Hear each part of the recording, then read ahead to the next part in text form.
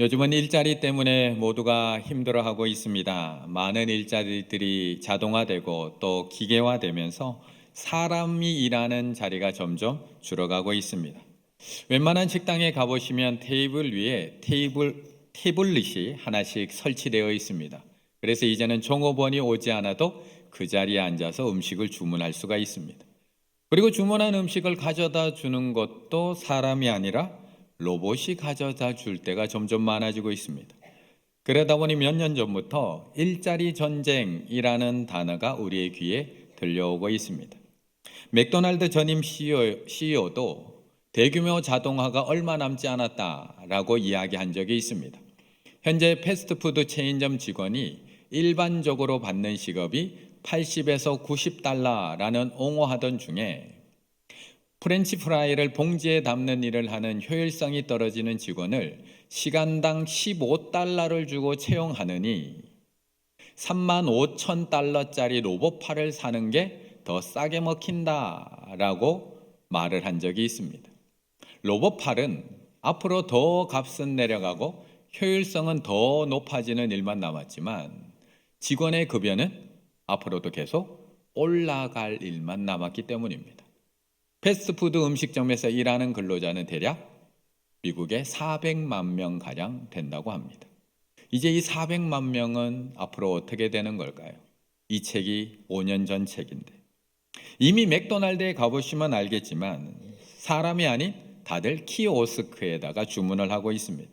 그런데 이제는 앞으로 햄버거를 우리에게 담아서 전달해 주는 것도 로봇팔이 하게 될 것이라고 이야기하고 있는 겁니다.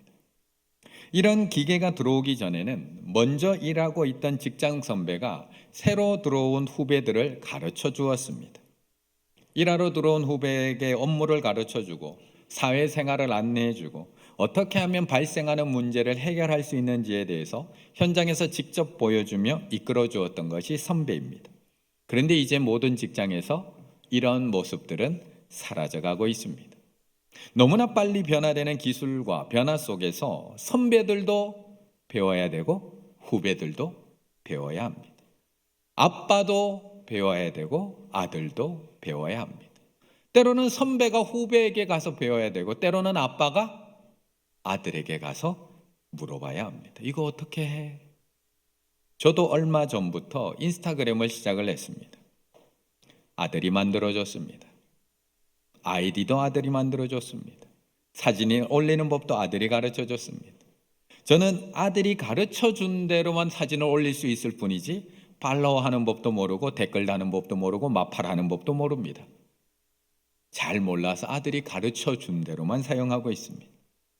그러니 부모가 자녀의 본이 되고 자녀가 부모의 말에 겸손히 순종하는 시대 앞으로 얼마나 남았을까요?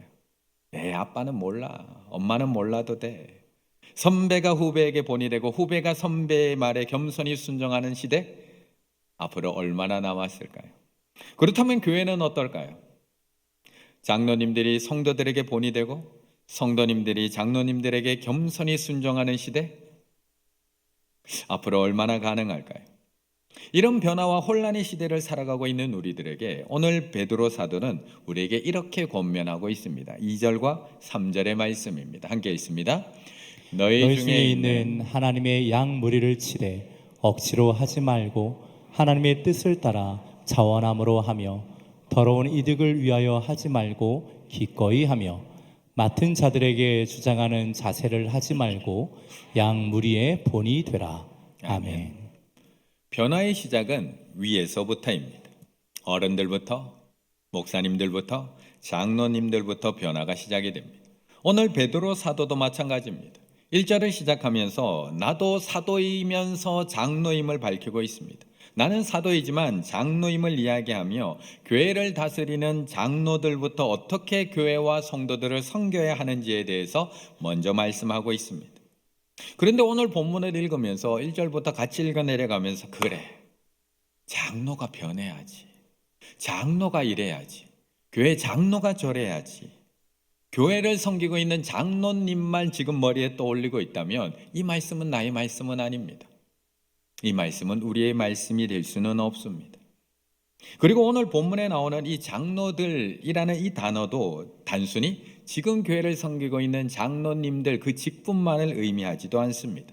장로들, 프레스비테루스, 나이가 더 많은이라는 뜻을 가지고 있습니다. 나이가 더 많은.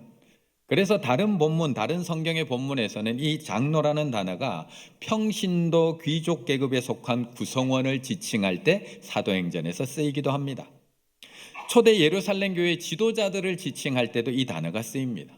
바울이 선교지에서 회중들 사이에서 리더를 세울 때, 지도자를 세워서 부를 때도 이 호칭이 사용이 됩니다. 심지어 디모데전서 5장 1절 2절에 보면 늙은이, 단순히 나이 많은 연장자를 부를 때도 이 단어가 사용이 됩니다. 그리고 오늘 본문 1절과 2절에서도 당시의 장로들이 감당했던 역할만 나오는 것이 아니라 교회의 지도자였던 목사, 장로, 감독, 이 세 개의 직분의 역할이 오늘 본문에 다 나오고 있다는 겁니다. 원문을 살펴보면 이렇습니다. 너희 중 장로들, 앞에서 설명드렸던 프레스비테로스, 장로들에게 권하노니 나와 함께 장로된 자요 그리스도의 고난의 증인이요 나타날 영광에 참여할 자니라. 너희 중에 하나님의 양무리를 치되, 이 양무리를 치되 포이마이노는 목사들을 지칭하는 목사들이 감당했던 역할이었습니다. 억지로 하지 말고 하나님의 뜻을 따라 자원함으로 하며 더러운 이득을 위하여 하지 말고 기꺼이 감독하며, 에피스페오, 감독자들을 의미하는 단어가 바로 여기에 쓰였다는 겁니다. 결국 오늘 본문에서 먼저 어떻게 섬겨야 할지 말씀하고 있는 그 대상들은 단순히 우리가 지금 생각하고 있는 교회의 장로님들만을 의미하지 않는다는 것을 지금 말씀드리고 있는 겁니다. 목사님들, 장로님들, 부서를 맡아서 감동하고 돌보고 섬기고 있는 부장과 구역장님들, 신앙적 어른의 위치에서 교회를 섬기고 나에게 맡겨주신 양들이 있어서 그들을 돌보고 감독하고 있는 신앙의 모든 리더들에게 오늘 이 말씀을 하고 있다는 겁니다. 그래서 다시 한번 우리 교회 리더들은 다시 한번 마음을 담아 2절 3절을 한번 읽어봤으면 좋겠습니다. 2절 3절입니다. 함께 읽습니다. 너희 중에 있는 하나님의 양무리를 치되 억지로 하지 말고 하나님의 뜻을 따라 자원함으로 하며 더러운 이득을 위하여 하지 말고 기꺼이 하며 맡은 자들에게는 주장하는 자세를 하지 말고 양무리의 본이 되라. 아멘. 2절 3절 굳이 제가 더 부연 설명을 드리지 않아도 너무나 쉬운 말씀입니다. 양무리를 치되 억지로 하지 말고 자원함으로 하며, 더러운 이득, 꼭 금전적인 이득이 아니라 나 개인적인 유익을 위해서 하지 말고 기꺼이 즐거운 마음으로 하며, 강요하는 자, 너 이렇게 해야 돼, 저렇게 해야 돼, 강요하는 자가 아니라 양무리의 본이 되라 라고 말씀하고 있는 겁니다. 이처럼 신앙의 리더들에게 주시는 너무나 당연한, 지극히 당연한 당부의 말씀입니다. 그런데 듣는 리더들의 입장에서는 너무나 찔리는 말씀이기도 합니다. 옆에 분과 인사 나누시겠습니다. 찔려서 조금은 아픕니다. 찔려서 조금은 아픕니다. 이게 우리들의 마음 아닌가요? 우리들의 마음 아닌가요? 그런데 오늘 본문은 신앙의 리더들에게만 신앙의 본을 보이라고 말씀하고 있지 않습니다. 거기서 끝나는 게 아니라 반대로 젊은 자들, 성도들에게도 하나님의 당부의 말씀이 이어집니다. 5절, 젊은 자들아, 젊은 자들아. 앞에서 얘기했던 그 리더들이 되는 그룹 외에 모든 사람들, 성도들을 의미합니다. 젊은 자들아, 이와 같이 장로들에게 순종하고 다 서로 겸손으로 허리를 동이라. 하나님은 교만한 자를 대적하시되 겸손한 자들에게는 은혜를 주시느니라. 우리는 때로 오늘 본문을 보며 교회 지도자들, 리더들에게만 국한시켜서 오늘 본문을 읽을 때가 참 많이 있습니다. 그런데 오늘 본문의 1절부터 7절까지 멈추지 않고 쭉 읽어보면 오늘 본문은 고난 가운데 있는 교회 공동체 전체에게 주시는 말씀이라는 겁니다. 교회를 이끌어가는, 그리고 성도들을 돌보는 리더로부터 시작해서 젊은 자들, 젊은 자로서 교회를 출석하고 있는 일반 성도에 이르기까지 주님의 몸된 교회를 다니고 있는 모든 성도들에게 주시는 하나님의 당부의 말씀입니다. 그렇다면 우리 젊은 자들에게, 성도들에게는 어떤 당부의 말씀을 하고 계시는 걸까? 5절을 읽어보시면 리더들만큼 많은 것을 요구하고 계시지는 않는 것 같습니다. 5절이 이렇습니다. 젊은 자들아, 이와 같이 장로들에게 순종하고 다 서로 겸손으로 허리를 동이라. 하나님은 교만한 자를 대적하시되 겸손한 자에게 은혜를 주시느니라. 그냥 가만히 보면 장로들에게 순종하고 겸손하라, 겸손히 순종하라고만 말씀하는 것 같습니다. 그런데 젊은 자들아, 이와 같이라는 단어를 하나 끼워 넣으셨습니다. 이와 같이, 호모이오스, 이와 같은 방식으로, in the same way, 앞에서 얘기했던 것과 같은 방식으로, 장로들에게 얘기했던 것과 같은 방식으로 이렇게 하라는 겁니다. 하나님이 앞서 장로들에게 당부하신 것처럼 억지로 하지 말고 자원하는 마음으로 순종하고, 더러운 이득, 개인적 이익을 위해서 순종하지 말고 즐거운 마음으로 순종하고, 교회 리더들에게 말로만 겸손하게 대답하지 말고 겸손의 본이 되라고 말씀하고 있습니다. 그렇다면 우리 성도님들은 안 찔리시나요? 우리 성도님들은 안 찔리시나요? 오늘 본문이 교회 리더들만 찔리는 말씀일까요? 아니면 겸손히 순종하지 못하고 살아가는 우리 모두에게 주시는 하나님의 말씀일까요? 그런데 오늘 본문의 말씀을 묵상하면서 현실의 교회를 이렇게 한번 돌아보면 알겠지만 모두가 말씀대로 살아가고 있나요? 모두가 말씀대로. 우리는 그렇지 않은 모습들이 더 많다는 것을 알고 있습니다. 그래서 오늘 본문에서는 그렇게 순종하는 사람, 그렇게 본을 보이는 사람, 그렇게 겸손히 순종하는 성도들에게 주어질 상급에 대해서도 말씀하고 있는 겁니다. 4절의 말씀을 같이 읽습니다. 4절입니다. 그리하면 목자장이 나타나실 때에 시들지 아니하는 영광의 관을 얻으리라. 아멘. 자, 이제 본문에서 현실 교회로 한번 들어가 보겠습니다. 우리 성도님들이 보시기에 저를 포함해서 우리 교회의 리더들이 억지로가 아닌 자원하는 마음으로 양들을 섬기고 계시던가요? 오늘도 교회에 들어오실 때 교회 리더들이 즐거움으로 얼굴이 환한 표정으로 우리 성도님들을 맞이해 주시던가요?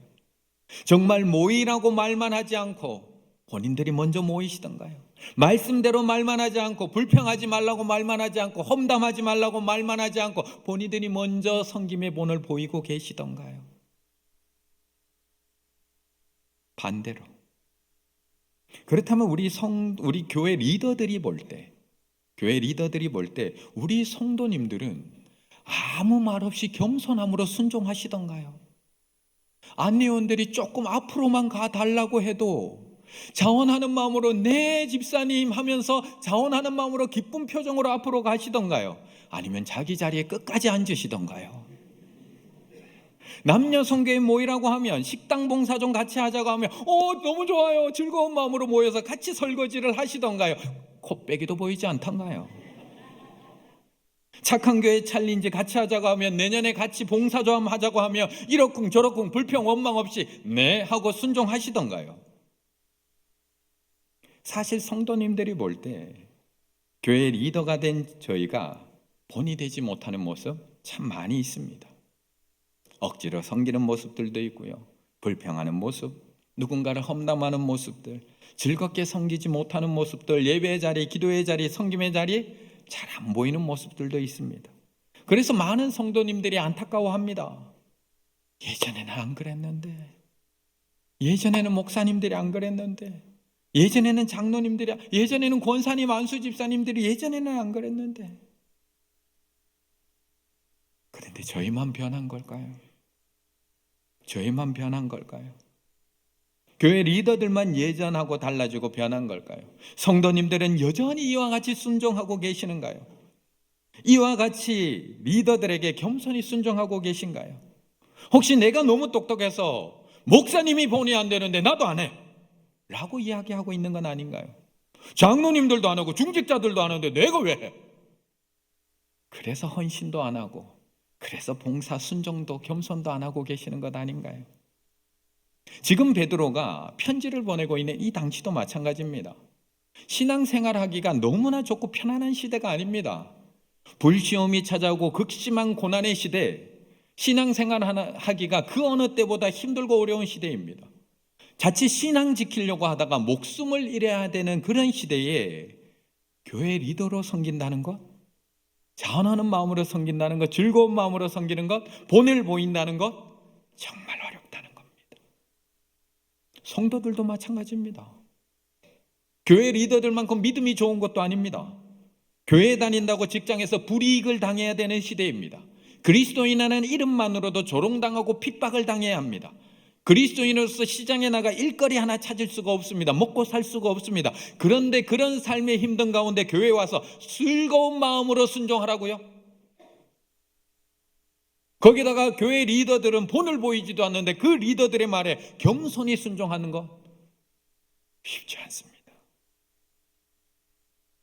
믿음을 지키며 살아가기 힘든 고난의 시대, 교회 리더들의 눈에는 성도들의 연약함이 먼저 보이고 교회 성도들의 눈에는 리더들의 부족함이 먼저 보입니다. 오늘 본문을 읽으면서도 성도님들의 눈에는 2절, 3절 장로들에게 권하노니 이게 먼저 보입니다. 하지만 리더들의 눈에는 5절, 6절 젊은이들아 이렇게 하라 이게 먼저 보이는 것과 마찬가지입니다. 로마의 극심한 핍박 가운데 교회 리더들이 신앙적 모범 점점 사라지고 있습니다. 교회 성도들도 겸손히 순종하는 것 점점 사라지고 있는 그 시대에 하나님이 우리에게 그 힘든 일을 감당하고 있는 우리들에게 이렇게 약속하고 있는 겁니다. 4절과 6절 그리하면, 그렇게 힘들고 어렵지만 그리하면 목자장 예수 그리스도가 나타나실 때에 시들지 아니하는 영광의 관을 얻으리라. 리더로서 본을 보이며 살기가 너무나 힘든 시절이고 시대이고 상황이지만 그리하면 영광의 관을 얻으리라. 성도들은요, 그렇게 겸손히 순종하면, 그러므로 하나님의 능하신 손 안에서 겸손하라. 때가 되면 너희를 높이시리라. 이걸 약속하고 있는 겁니다. 이 당시 로마 제국에 속한 사람들은 이 영광의 관을 얻으리라는 이 표현을 듣는 순간 바로 알게 됩니다. 고대 올림픽에서 우승자가 수만 명의 관중들 앞에서 황제가 씌워주는 그 월계관, 면류관을 쓰는 그 순간을 이야기하고 있는 겁니다. 오늘 베드로는 이 장면을 묘사해서 표현하고 있습니다. 그리하면 목자장이 나타나실 때 시들지 않는 영광의 관을 얻으리라. 그런데 올림픽 경기에서 우승을 향해서 월계수 면류관, 영광의 관을 얻는 것이 쉬울까요? 어려울까요? 어렵다는 겁니다. 우승자에게만 씌워지거든요. 고난의 시대에 교회 리더로서 성도들에게 본이 되는 신앙생활 얼마나 힘든 일이면 이 과정을 다 거쳐내고 우승한 사람에게만 주어지는 시들지 않는 영광의 관이라고 말씀하고 있는 겁니다. 그렇다면 성도들이 높임받기는 쉬울까요? 성도들이 높임받기, 겸손히 순종해서 하나님의 손에 높임받기 쉬울까요? 성도들의 눈에 리더들의 부족함이 뻔히 보이는데요. 그런데 아무 말 없이 순종할 수 있을까요? 예전에는 안 그랬는데, 목사님들 예전에는 안 그랬는데, 장로님들도 예전에는 안 그랬는데, 교회 리더들 예전에는 안 그랬는데, 뻔하게 보이는데, 다 알고 있는데 겸손히 순종하기 정말 어렵습니다. 그래서 하나님 말씀하시잖아요. 그러므로 하나님의 능하신 손 아래에서 겸손하라. 때가 되면 너희를 높이시리라. 그 힘든 일을 해내게 되면 높이겠다고 약속하고 계시는 겁니다. 둘 다 어렵습니다. 둘 다. 교회 리더로서 자원하는 마음으로 하고 즐거운 마음으로 하고 말이 아니라 신앙의 본을 보이는 생활 참 어렵습니다. 교회 성도로서 리더들에게 자원하는 마음으로 순종하고 즐거운 마음으로 겸손히 순종하는 것 정말 어렵습니다. 안 어려우신가요? 어렵습니다. 그게 너무 어려워서 우리는 서로를 걱정합니다. 서로를 염려합니다. 그렇게 염려하는 우리에게 하나님이 오늘 말씀합니다. 7절의 말씀입니다. 7절입니다. 너희 염려를 다 주께 맡기라. 이는 그가 너희를 돌보심이라. 아멘. 오늘 본문을 사실 둘로 나눠서 설교하면 딱 좋습니다. 1절부터 4절까지는 직분자들을 대상으로 성도들의 본이 되셔야 합니다. 그리고 그 다음 주에는 5절부터 7절까지 우리 성도님들에게 교회의 질서에 순복하십시오. 그럼 얼마나 좋겠습니까? 저도 편하고. 그런데 오늘처럼 두 본문을 한꺼번에 다룰 때 누가 더 변해야 하는 걸까요? 누가? 본이 안 되는 교회 리더들일까요? 아니면 겸손히 순종하지 않는 교회 성도들일까요? 그래서 우리는 늘 서로를 염려합니다. 성도들은 교회 리더들을 보면서 염려합니다.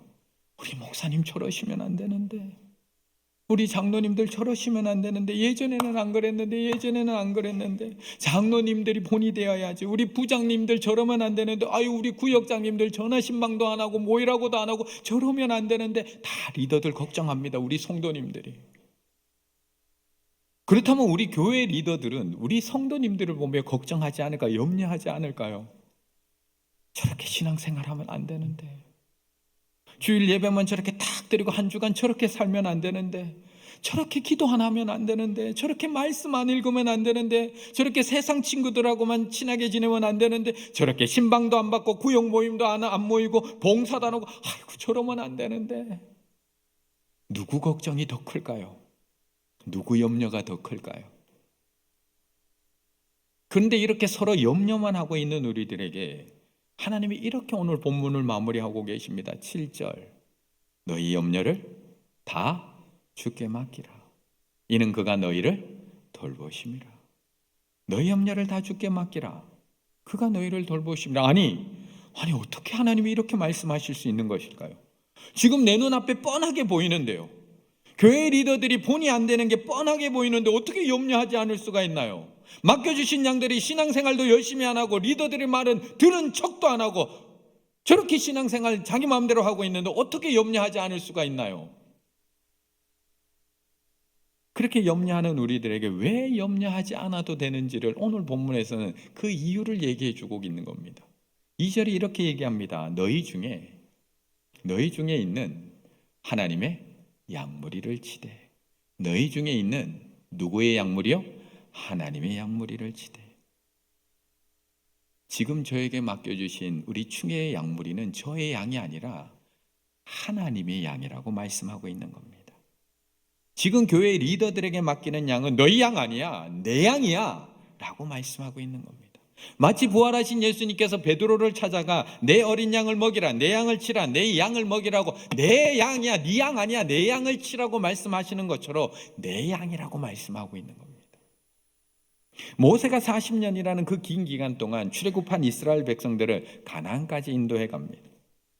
그런데 그들이 모세의 말을 잘 들었을까요? 모세의 말에 겸손히 순종만 했을까요? 우리들이 아는 것처럼 어찌 그리 말을 안 들었는지 모릅니다.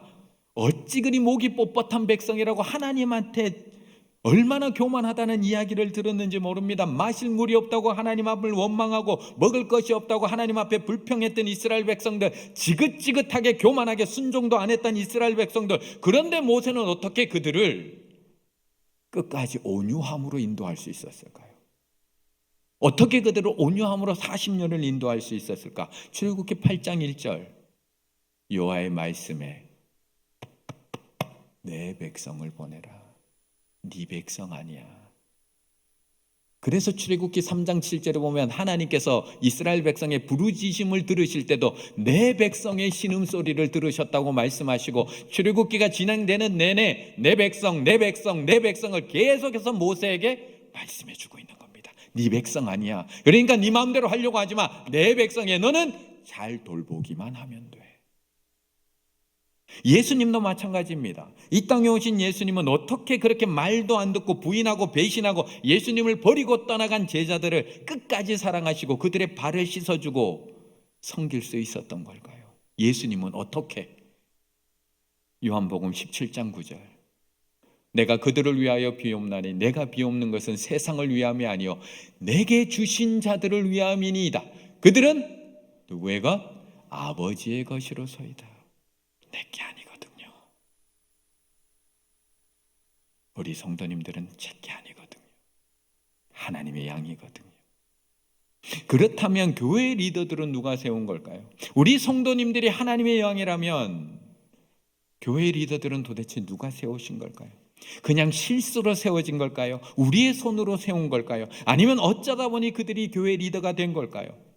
6절에 보면 그 리더들을 이렇게 얘기합니다. 그러므로 하나님의 능하신 손 아래에서 겸손하라. 하나님의 능하신 손 아래에서 겸손하라. 손, 케이르, 소유, 권리, 권위, 능력, 주권, 하나님의 전능하신 능력, 하나님의 통치 아래에서 겸손하라. 모세는 누가 세운 걸까요? 80살이나 되어서 미디안 광야에서 양이나 치고 있던 모세는 누가 세운 걸까요? 요셉은 누가 세운 걸까요? 다윗은 누가 세웠나요? 오늘 이 편지를 우리에게 보내고 있는 베드로는 누가 세운 걸까요? 성질 급하죠, 겁은 많죠, 높아지고 싶죠, 욕심 많죠. 이런 베드로는 도대체 누가 세운 건가요? 도대체. 그렇다면 우리 충일교회 장로님들은 누가 세운 걸까요? 저는 누가 세웠나요? 우리 성도님들 손으로 세우셨나요? 우리 교회를 섬기고 있는 각 부서를 섬기고 있는 우리 부장님들, 구역장님들, 리더들은 도대체 누가 세운 걸까요? 우리 교회는 몇 년에 한 번씩 항존직 선거를 합니다. 항존직 선거를 앞두고 다 기도하시지 않나요? 열심히 기도하시지 않나요? 기도하는 마음으로 하나님의 뜻을 물으며 선택하시지 않나요? 그리고 우리가 선택한 그분을 우리는 피택자라고 부릅니다. 피택. 세상에서는 쓰지도 않는 그런 어려운 단어 피택. 입을 피, 가릴 택. 가려서 입힌다. 가려서 입힌다. 누가 가려서 입힌 걸까요? 이건 1등, 2등, 3등이 아닙니다. 똑똑한 순서도 아니고 신앙이 좋은 순서도 아닙니다. 만약에 그렇다면 속이는 자 야곱은 피택될 수가 없습니다. 80살 된 살인자 모세는 하나님께 피택될 수가 없습니다. 막내 다윗 피택될 수도 없고요. 우리 아들 요한 피택될 수 없고요. 겁 많고 급하게 한 베드로 피택하시겠습니까? 안 합니다. 피택될 수 없습니다. 그렇다면 그들은 누가 가려서 세운 걸까요? 누구의 손이 우리 교회 리더들을 세우신 걸까요? 우리가 잘 아는 대로 사울왕도 하나님이 세우셨습니다. 백성들이 왕을 달라고 요구하자 하나님께서 제비뽑기를 통해서 기스의 아들 사울을 왕으로 세우십니다. 그가 완벽해서 뽑으신 건가요? 자격이 완벽해서.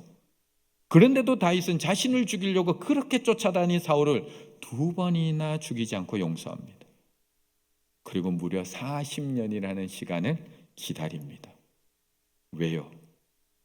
그는 여호와의 기름 부음 받은 자이기 때문이라. 그는 여호와의 기름 부음 받은 자이기 때문이라. 하나님이 세운 자이기 때문이라. 26장 11절 내가 손을 들어 여호와의 기름 부음 받은 자를 치는 것을 여호와께서 금하시나니. 하나님이 손이 세우셨다는 것을 믿기 때문에 다윗은 사울을 죽이지도 않고 하나님이 그를 왕위에서 내릴 때까지 기다리고 있었던 겁니다. 우리 성도님들은 하나님의 능하신 손을 믿으십니까? 우리 충일교회를 하나님의 능하신 손이 다스리고 계심을 믿으십니까? 하나님의 부르심에는 실수가 없다는 것을 믿으십니까? 하나님이 보내신 하나님의 양, 우리 성도님들이 하나님의 양임을 믿으십니까? 우리 장로님들과 리더들이 하나님의 능하신 손으로 세우셨음을 믿으십니까? 우리 충일교회를 하나님이 능하신 손이 세우시고 다스리시고 인도하고 계심을 믿으십니까? 그렇다면 모든 염려는 주님께 맡기셔야 됩니다. 주님께 맡기셔야 됩니다. 세상은 교회가 위기라고 자꾸 서로를 염려하게 만듭니다. 우리의 손으로 교회를 바로 세워야 된다라고 자꾸 주장하게 만듭니다. 교회는 우리의 손으로 세우는 곳이 아닙니다. 세상은 우리의 손으로 세우기 위해서 저렇게 노력하고 있지만 교회는 하나님의 손으로 세워진 것이고 하나님의 손이 다스리는 것이고 앞으로도 하나님의 손이 인도해 가시는 것입니다. 그래서 이럴 때일수록 우리는 믿음으로 모든 염려를 하나님께 맡기셔야 합니다. 내 손으로 양들을 변화시키기 위해서, 내 손으로 양들을 변화시키기 위해서 그들에게 강요하고 주장하는 것이 아니라 하나님이 능하신 손에 하나님의 양을 맡겨드려야 됩니다. 우리는 잘 돌보고 섬겨야 될 뿐입니다. 그리고 모든 성도들이 하나님의 양인 줄 알고 우리가 겸손히 섬길 때 우리의 섬김은 본이 될 수 있는 겁니다. 우리의 성도님들도 마찬가지입니다. 우리의 손이 아니라 하나님이 능하신 손이 세우신 리더인 줄 알고 겸손히 순종하셔야 됩니다. 때가 되면 하나님이 능하신 손이 겸손한 자를 높이 들어서 사용하실 줄 믿고 순종하며 나아갈 때 우리 충일교회는 이 혼란의 시대 속에서 하나님이 능하신 손이 이끌어가는 아름다운 교회가 될 줄로 믿습니다. 하나님이 능하신 손을 믿음으로 서로 겸손히 섬기고 맡기고 순종해 나가는 우리 충일의 가족들 다 되시기를 간절히 바라겠습니다.